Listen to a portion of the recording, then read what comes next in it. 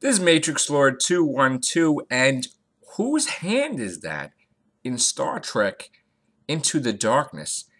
Um, I had no idea who the villain was because they were so secretive the whole year.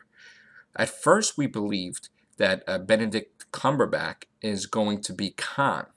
And then they said, no, no, no, no, no. Then something came up. It could be David Mitchell, which I believe is Kirk's friend with the superpowers. Then they were saying maybe it's his brother.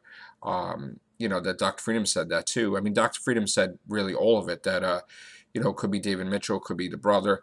But now it looks like, besides not knowing who the villain is, they have redone the scene from Khan where it looks like it's Spock's hand behind the glass, that Spock saves the Enterprise by sacrificing himself.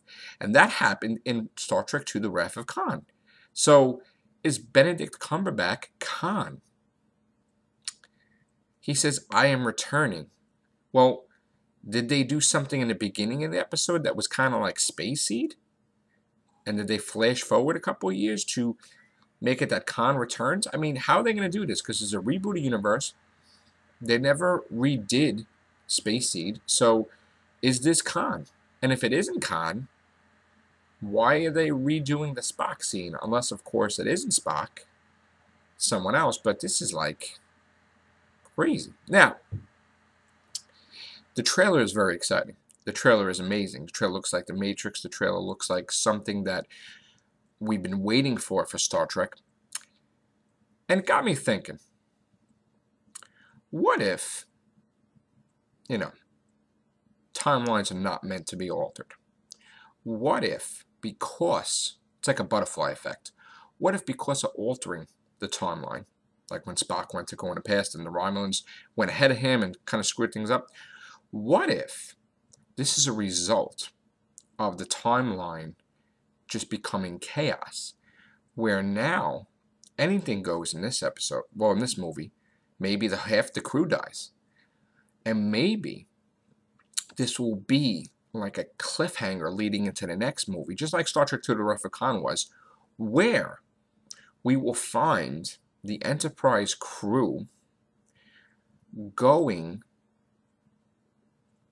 to that portal that was created, to the exact point. They'll take Spock and they'll go to the exact point where the Romulans were going to enter, thereby preventing their universe in the first place, because maybe things get so bad that they have to change the timeline again.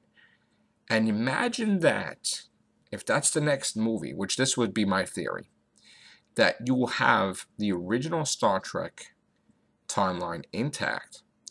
And not only that, but you will have the alternate reality Kirk, Spock, and Enterprise crew in the next generation time. You imagine how awesome that would be? The storylines that can stem from that, where you get the best of both worlds. You get to restore the Star Trek timeline where none of that stuff was erased. And you get to have the crew, the Enterprise, the young crew, that if they were going to make more movies beyond 3, it could be in the next generation timeline where you could have Picard, you could have Janeway, you could have everybody. And their timeline never existed.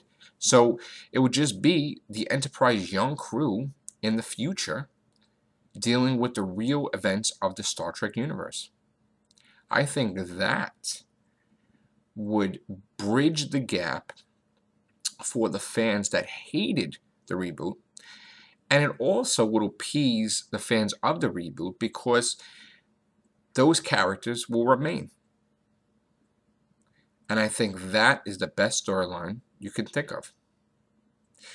And if you guys have any thoughts on the subject, leave your comments below.